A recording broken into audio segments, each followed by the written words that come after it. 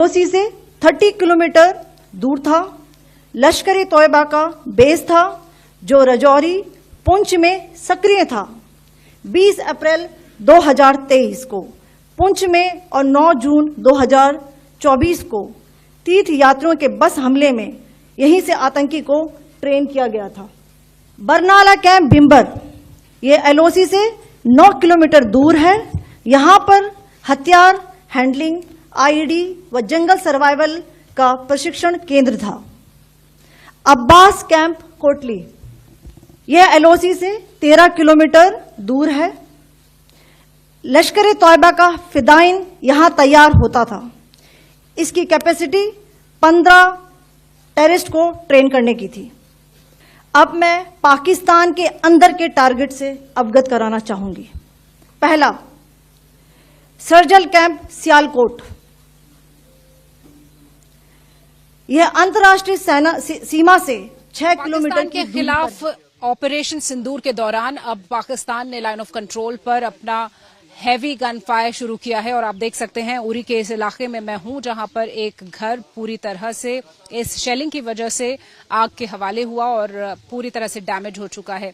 आप देखिए कि इस घर की टीन डैमेज हुई, इस घर में आग लगी और ये धुआं अब भी उठ रहा है। हालांकि कोई कैजुअल्टी नहीं हुई लेकिन लोग इंजर्ड हुए हैं और इस पूरे इलाके में ऐसे तमाम घर हैं जो इस तरह पाकिस्तान की तरफ से आने वाली फायरिंग से नष्ट हो गए हैं। और भारतीय सेना जब ऑपरेशन सिंदूर चला रही थी, अलग अलग सैन्य ठिकानों को वहां पर सैन्य ठिकानों से जो आतंक के ठिकाने हैं उनको बर्बाद कर रही थी और यहाँ जो भारत के सैन्य ठिकाने हैं वहां से वो इस तरह से रिटेलिएटरी फायर कर रहे थे। जब पाकिस्तान की तरफ से ये गोलाबारी की जा रही थी तो भारत भी उसका जवाब दे रहा था। लेकिन पिछले 13 दिनों में लगातार स्मॉल आर्म्स फायरिंग हुए थे पाकिस्तान की तरफ से और पहली बार जब कल पाकिस्तान के आतंक के आउटफिट्स को निशाना बनाया गया उस वक्त पाकिस्तान ने बौखलाकर यहां पर हैवी आर्म्स फायरिंग की है। ये हैवी शेलिंग से आप देखिए कि घरों की छतें टूट गई हैं,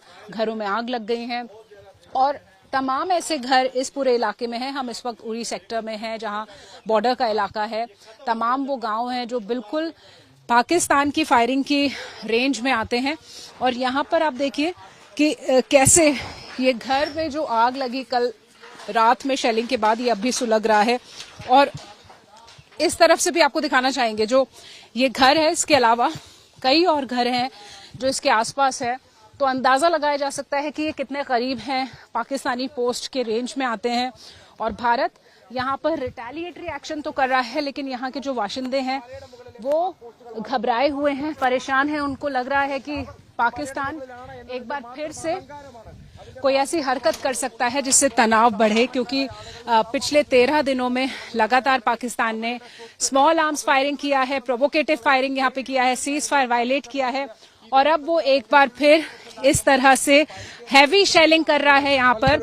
और इस हैवी शेलिंग के दौरान यहाँ पर जो प्रॉपर्टीज हैं वो डैमेज हो रही हैं, लोगों की जान को खतरा है। पुंछ इलाके की अगर मैं बात करूं तो वहां पे 10 कैजुअल्टीज की खबर है और जो यहाँ के लोग हैं उनको पाकिस्तान अब निशाना बना रहा है। भारतीय सेना उसका जवाब दे रही है, भारतीय सेना ने भी कार्रवाई की है और ये बताया जा रहा है कि पाकिस्तान की तरफ भी काफी नुकसान हुआ है। तो ये शेलिंग का असर आप देखिए इस पूरे इलाके में, ये सिर्फ एक रात को जो शेलिंग हुई है उसके बाद का नजारा है। इस बॉर्डर के इलाके में तमाम घरों को इस तरह का नुकसान हुआ है, लोगों को यहाँ पर इंजरीज हुई हैं जिनको अस्पताल में ले जाया गया है। एक 13 साल की बच्ची यहाँ पर थी, बताया जा रहा है कि उसको हॉस्पिटल में एडमिट कराया गया है। ये जो दीवार बनी हुई है पत्थर की, मेरे कैमरा पर्सन नासिर दिखा रहे हैं, वो डैमेज हो चुकी है, पूरी तरह से टूटकर नीचे गिरी है, आग लगी है घरों में। और सवाल ये है कि आखिर ये जो तनाव है या पाकिस्तान की तरफ से ये जो शेलिंग की जा रही है ये कब तक जारी रहेगी। भारत लगातार मजबूती से जवाब दे रहा है लेकिन बॉर्डर के इलाकों के लोग। अधिकारियों के मुताबिक बुधवार को जम्मू कश्मीर में एलओसी यानी नियंत्रण रेखा पर पाकिस्तानी सेना द्वारा सीमा के करीबी इलाकों में बसे दर्जनों गांवों पर तोपों और मोर्टार से गोलाबारी किए जाने के कारण एक महिला और 2 बच्चों सहित कम से कम 7 लोगों की मौत हो गई और 38 लोग घायल हो गए। भारत द्वारा पाकिस्तान और पाक अधिकृत कश्मीर में 9 आतंकवादी ठिकानों पर मिसाइल हमले किए जाने के बाद पाकिस्तानी सेना की बौखलाहट दिखी। भारतीय सेना भी पाकिस्तान की तरफ से किए गए संघर्ष विराम उल्लंघन का बराबर जवाब दे रही है। अधिकारियों ने बताया कि सभी 7 मौतें सबसे ज्यादा प्रभावित पुंछ जिले में हुई। उनके मुताबिक 25 लोग घायल हो गए। बारामूला जिले के उरी सेक्टर में 10 लोग और राजौरी जिले में 3 और लोग घायल बताए जा रहे हैं। घायलों का इलाज बारामूला के एक अस्पताल में किया जा रहा है। रात को शेलिंग स्टार्ट होगी, पाकिस्तान की तरफ से बहुत गोलाबारी हुई, हमारे मकान के ऊपर गिरा, हम जख्मी हो गए। उसके बाद भागना स्टार्ट किया, बाद में पुलिस आई सुबह सवेरे, फिर उन्होंने निकाल के हॉस्पिटल लाया। लोगों ने पुंछ जिले के मेंढर के ढाकी इलाके में भी गोलाबारी की जानकारी दी है। कुछ लोगों ने बताया कि उनके घरों को नुकसान पहुंचा है।